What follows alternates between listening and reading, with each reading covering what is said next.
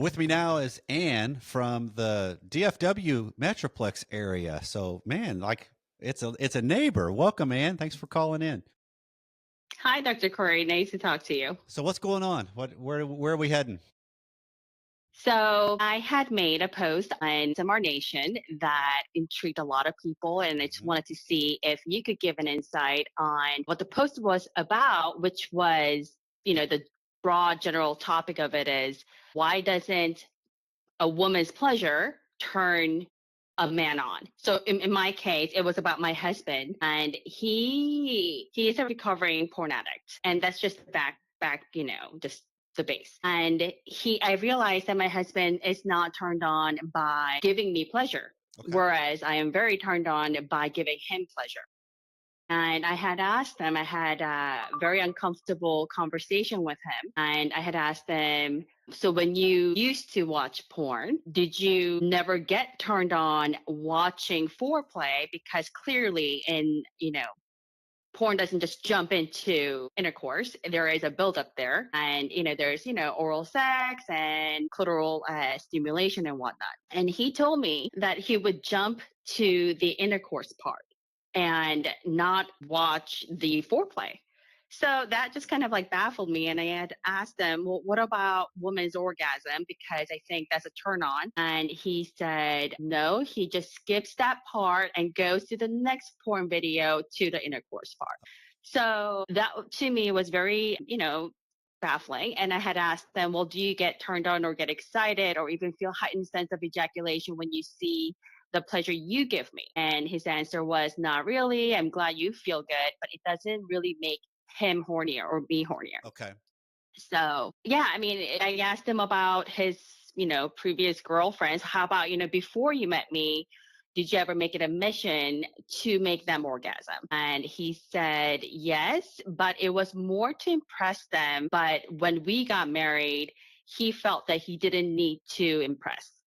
Okay. So, yeah, I So mean, you're that was the hearing, whole thing. yeah. So you're hearing that he would be willing or interested for the sake of you, but not necessarily for him, as far as for the sake of his partner, but not necessarily for him. Right.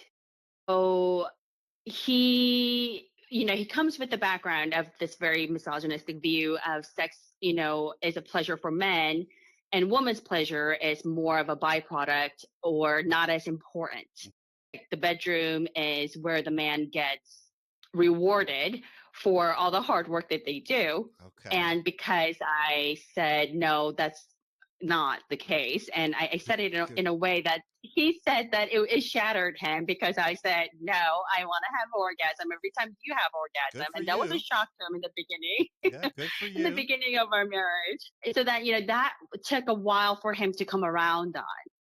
And because he was, I don't know if it's a lack of skill or confidence or desire to just work on pleasing me or getting me stimulated.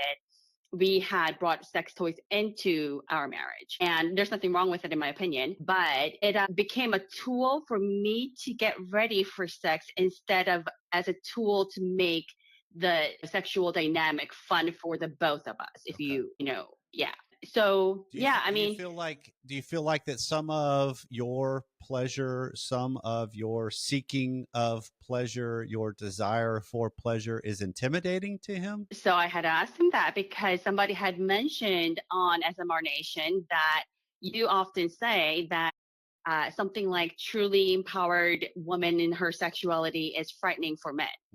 And he actually said that, like he was like vigorously like just nodding his head. And he's like, yes, that resonates with me. Okay. And I said, why? Because I told him, Dr. Corey said, because it forces the man to really show up. It He takes us said, to our yes, limits. It takes us our limits of our capacity of like, and that's human, yes. right? Because I think every single one of us, let's put it on a human scale first. Every single one of us, when we are faced with as far as I can go of what I can conquer, Hmm. Hmm. achieve, accomplish, provide, whatever, there's a limit to it. Like we live in a world of finitude that Yes. that when that is exposed in us, there is a helplessness that comes with it. There is a insecurity that comes with it, identity crisis that comes with it. And a lot of times we don't think of it in the context of a sexual realm, but it absolutely is in my book. So I think that applies, all of that applies to, my husband.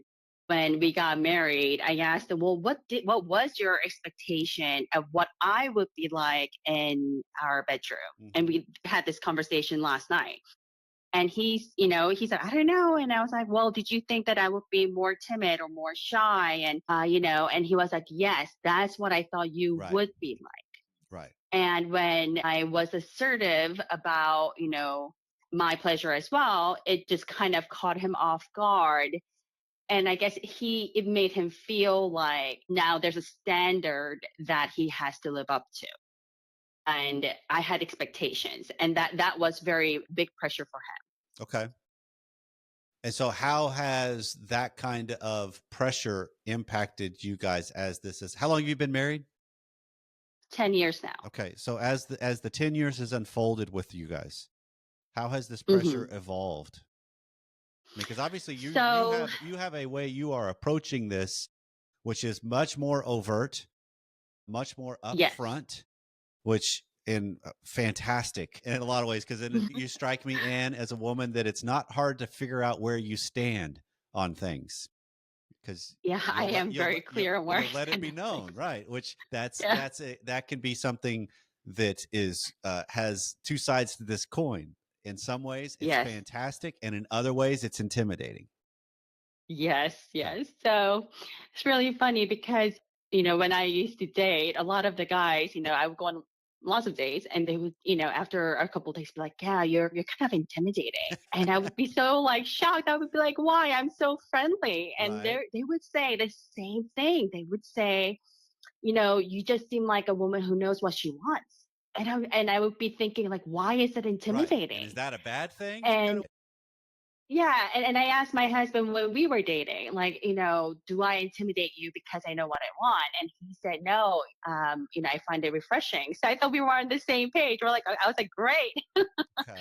Um, but, back to your question. So how that played out was my husband had struggled with porn addiction prior to our marriage. And he said that he assumed that when we got married, this porn addiction would go away on its own Right. because he's married. Right. And he said instead of it going away, it became more insidious because I had a standard or an expectation, and the thought of meeting it was overwhelming. It became work. And instead of trying to meet me there, he turned to porn and I didn't know about it. And for 10 years, we just kind of had this. I was struggling with, why don't you desire me? What's wrong with me? What's wrong with our relationship? I don't feel loved. I am so lonely. And he was just, I guess he wasn't really ready to deal with his porn addiction.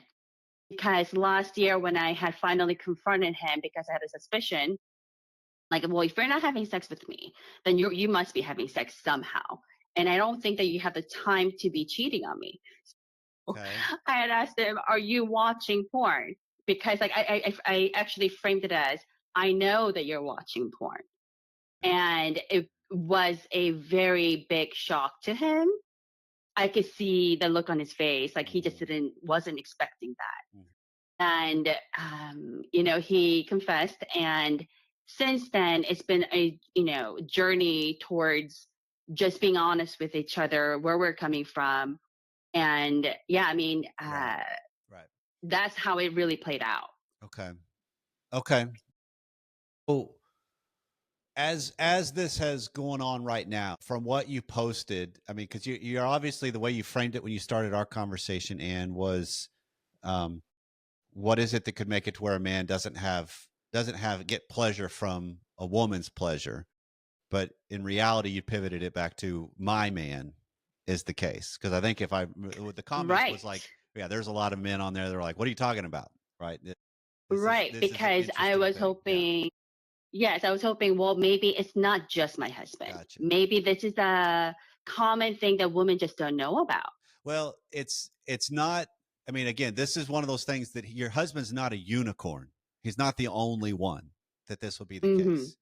There will be Yeah. men that this absolutely applies, and a lot of that comes into upbringing, experiences, roles, expectations, what have you. There's a lot of things, and that's one of the things I love is this isn't about looking for what's the cause. It's looking for what are some of the correlations that help create this dynamic, because then you can Mhm. usually work on a couple of them. You don't have to fix them all, right? Mhm. Because Mhm. it's Mhm. there's not a singular thing. And he gets the fortune of marrying a woman that is bold in exactly the opposite of probably what he was expecting in some ways, which then is in some ways is fantastic for him as an opportunity to really take on himself and grow, where at the same time it's an opportunity for you to be exposed to something that's shocking to you. And it's like, well, hold on. Now, what do Yeah. I do about this? Because I thought this would be a whole lot different than it actually is. And so, and welcome to Yes. marriage. That's what this is what it does in varying degrees. And then it comes into play. Okay, so what's being exposed since he's not with us? And maybe we do another call at some point with both of you. That'd be fun and Mhm. follow up. But what's being exposed to where this isn't just about him, it's about you? What's being exposed in you within this dilemma? Okay, that's a very good question. Okay, so what's being exposed in me is that I thought sex would be one area of our marriage or my marriage going into it that wouldn't be an issue. Like I was like, oh, we could have some money problems. We could have like Okay. whatever problems, but But sex it is won't not going to play be a out this problem way. for Right. us. No, I mean, that one thing we all, my husband also says it all the time. Like, the one thing that he feels not as equipped in, the one thing where an area of his life where he felt like he was weakened as far as like skill goes or knowledge goes, is one area of my life that is absolutely important to me. And I just thought, wow, God is really teaching me that this relationship, this dynamic is a mystery, and I am not in control of it. Mm. Like I thought I was ready. Like I thought I knew everything that I needed to know about sex. I was just waiting for the moment, and I realized, oh, shoot, I really can't control how he feels or where he is. Right. And it's a journey for sure. And another thing is like I have to be, I don't know, brave Courageous is in what comes to tackling my this. mind. Yeah. Let me And clarify real quick, Anne, because I think there's a difference in the way I'm thinking of this and hearing you. And I'm hoping you hear it this way too. There's a difference between boldness and courage, because boldness sometimes is also a way we keep people at bay. I'm not saying this is happening with you, right? But mhm, sometimes I can speak my mind, and I'm more attached to the fact that I speak my mind rather than how it impacts other people, right. right? And Yes. so that's not courage in that Mhm. instance. Yes. Courage is I speak my mind and I really do care how it impacts, and then how that impact is going to impact me. Yes. So I'll be honest. I think in the beginning I was more bold Mm-hmm. than courageous. I was frustrated and I was like, how come you don't care about, like Right. our sex life? How Right. come you don't care about how this impacts me? But then I realized, wait, like once I found out that this was a porn issue, that changed everything. I mean, Okay. at first it was just betrayal. Okay. It hurt so much, and I was just like rocked in my world. Mm-hmm. The feeling, the trauma of betrayal is real. But then once I recognized that this was a sin issue, it changed my mind. It actually helped me become more, as you described it, courageous instead of being bold, because I realized that, it's not that he doesn't love me. It's a sin in his life that he's struggling with. I'm When I frame it in that way, I have the courage to help him in a way that's not coming from a place of attack. Right. I hear it. I like the phraseology, I think, and of there are parts in him and then subsequently parts in you that just aren't developed yet, Yeah. because we're capable if we're willing to put in the growth work. if we're willing to be uncomfortable a little bit, to realize, Hmm. okay, wait, I'm being stretched here. I'm being pressured here. I'm being challenged here, but I can rise to meet this challenge maybe. And even if I can't, I'm learning something about myself. Yeah. Hmm. Okay. And I love that. I love to be, I'm constantly like, okay, challenge me. Like I want to, I change my mind. I'm happy to like listen. And if I'm wrong, I'm very quick to admit it and say, okay, you're right. And, I'm open to that. So yeah, I mean, I like that process. Okay. So as this pertains to what's going on in the bedroom with you guys though, and your boldness and your willingness to seek your pleasure, where does Hmm. that leave you though, as it pertains to you're faced with a man that's telling you, I'm okay with it. It just doesn't do as much for me as you would want it to do for Oh, me. that leaves me feeling very hurt. It ends up making me feel very disconnected. That's not the intimacy that I realize that I'm longing for.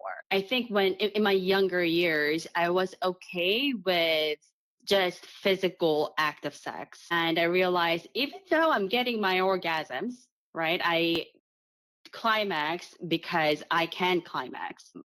That doesn't leave me feeling connected after the sex is over. Okay. It actually leaves me feeling, I don't know, it feels like a cheap orgasm, right? And I'm Okay. thinking, well, if orgasm is the goal, then I can do this on my own. Okay. That's how I feel. Which My, that's true my for every human husband, being. but my husband, he doesn't find sex, like the foreplay itself, to be fun. Okay. The anticipation is not fun for him. The buildup of arousal is not fun for him. Is it fun for For you? him, yes, that to me is actually one of my favorite parts. The intercourse is, of course, great, but I need to be, warmed up. And my husband takes, the natural lubrication, I think that most women just have on a basis, right? Just Mm-hmm. to be comfortable. He thinks that's a sign of readiness. Okay. But my physical readiness does not reflect my, I don't know, desire readiness. That's no, I get it because there's multiple layers. I mean, we just did an episode on how do you know when she's ready for sex, Right. and that goes deeper into the complexities of what all is in play because it's a whole lot more than just she's lubricated. Exactly. But whenever, so paint me a picture here, real quick, Anne. You guys are in the middle of the beginnings of a sexual encounter. He's interested in proceeding beyond where you are, and you're not. What do you do? Mhm. He usually asks me, do you want your vibrator? Because then I can use it on myself. And after I have an orgasm, he will enter and he's like, like the pressure is off of him. Okay. So what would be another way? Because I'm assuming when that question is asked of, "Hey, honey, do you want the vibrator?" You may answer in a couple different ways, either a yes or a no. I mean, Well, it's very rarely a no. okay, that's fair. What else could be added to your answer if you're wanting his involvement more? So I would love it if he actually used the vibrator on me, because then it's a relational Okay. dynamic in my mind. So what if can that be If altered just a little bit though, to where it's not just, hey, you use it on me, it's a, hey, how about you use it with me? so, he has tried. He has tried. Afterwards when we talked, I realized that is also work for him. So for me, the dilemma is I can climax, Mm-hmm. but if he's not enjoying, Right. the pleasure, the whole, all of it, then, Well, it just doesn't. you guys are in a dilemma of you are reading him wanting to feed off of his pleasure from your pleasure. Our brain mimics, right? Our brain mimics the excitement that we see. Yeah, that's a So, component of it for sure, but there's also deeper levels to this okay. than just mimicry.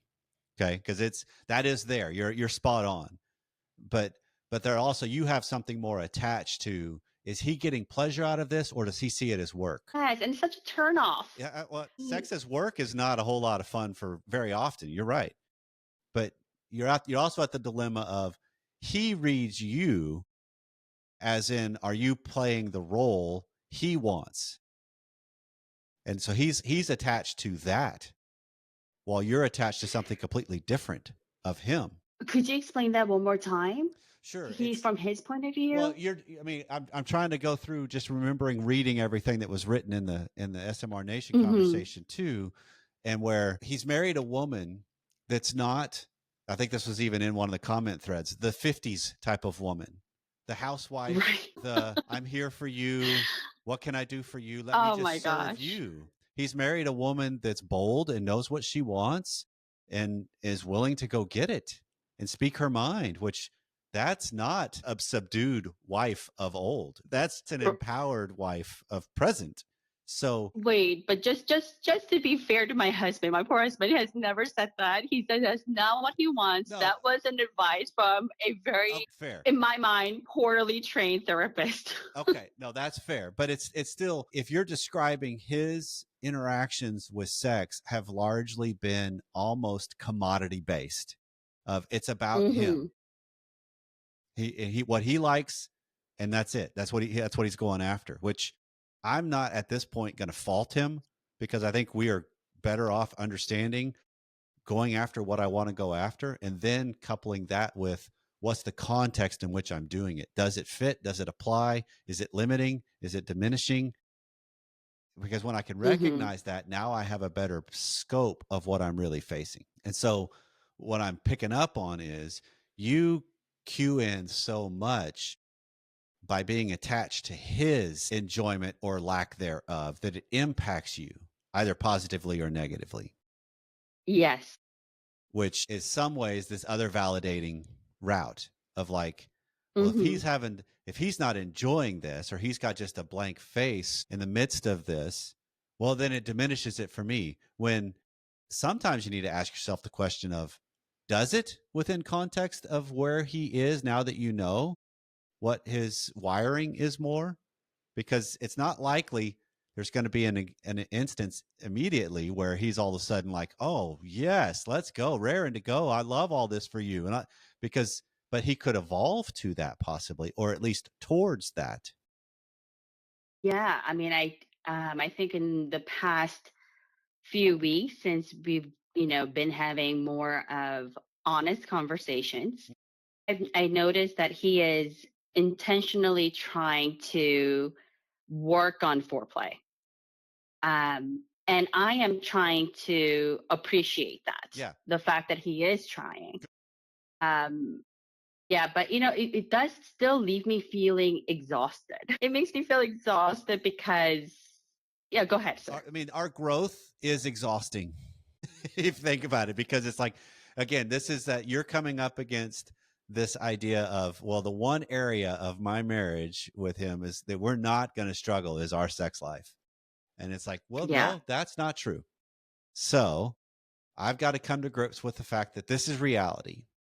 Sometimes that's exhausting to have to realize. It feels Yeah. defeating to realize it, but it's not. It's not defeating. Now I have a better idea of what I'm really facing. What's really going on with us? You even said so much about understanding his journey with porn that you didn't know. And then when you all of a sudden got Yeah. a better understanding of it, it helped you reframe how you approach it. Yes. So this is the same context of understanding the differences of your each of your wirings now gives you guys each an opportunity on how you want to approach that. Hmm. Because either he's willing and capable of learning, as are you, or you're not. Yeah. I mean, I think mutual pleasure is there. I guess maybe it's because I enjoy giving him pleasure. So I want him to enjoy giving me pleasure because that's what my brain recognizes as connection, Yeah, because it means that so it's much to fun. you. Yeah, it means so much to you that why would it not mean so much to him? Right. I mean, the dynamic, there's the reason why the foreplay not working out, like not being pleasurable for him, is because it limits our sex life.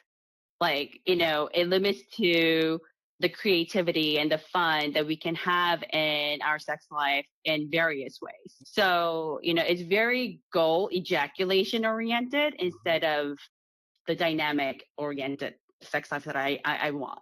Okay. Well, and so I'm assuming, based on the boldness and courage you have, that kind of terminology has actually been spoken between the two of you. Oh, yes.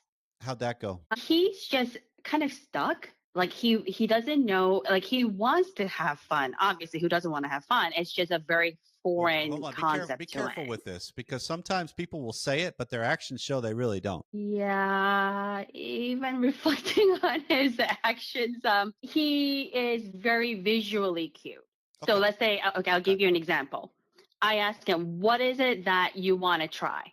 And there's only one thing that he's really into, which is like visual cue, like lingerie or a plaid skirt or something like that. Okay. And I would put it on and he would be like, "Ooh, that's cool. Like that's nice, right?" Hmm. And but that's it. There's no, taking that cue into uh, like a steamy session. It's more like, okay, you have the skirt on, let's have sex, and it's like the angle of where the skirt like lays on top of my butt.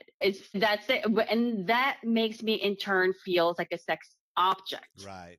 because I don't feel like he's actually turned on by me dressing in it. He just turned on by the Yeah. visual, which is still That's a to me scene. very, Yeah. That's a scene, not you. yeah, Yeah. yeah, exactly.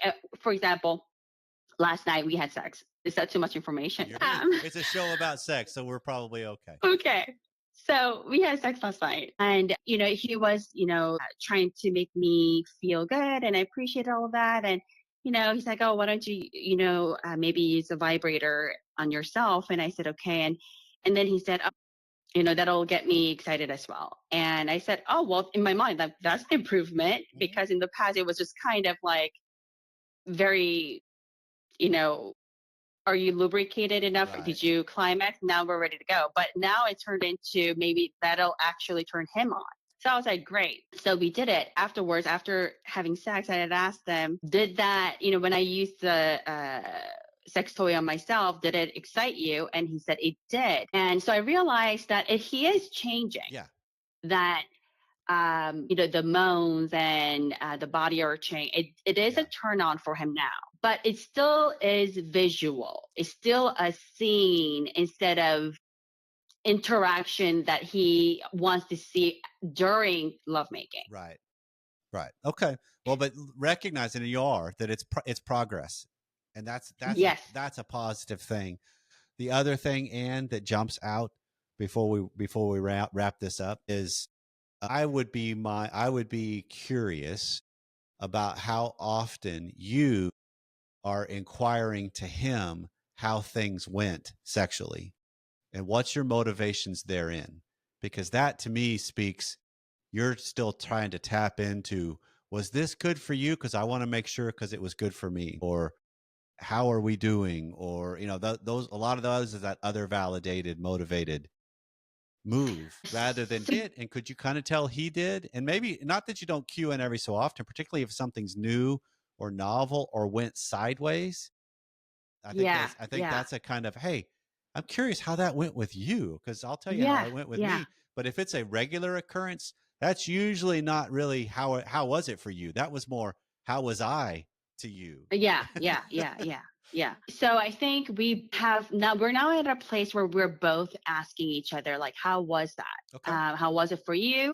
And and then we share how it was for, ourselves. Mhm. And yeah, I mean, the novelty, like when we try something new, it is definitely a question of, well, what was your, Right. feeling on it? Whereas when we just have a normal sex and, how was it? Was it like, it's not so much performatory from my perspective, but it's more like, how do you feel about it? And, he said last night, I do feel more intimate after having sex with you. I feel closer to you. So I thought, oh, that's great. But I thought it was very interesting because I feel closer to him during the act of sex. Okay. So I just thought, that's interesting. I feel more close when we are having sex and of course after, but I feel the closest when, you're on top of me. He feels closer after he finishes.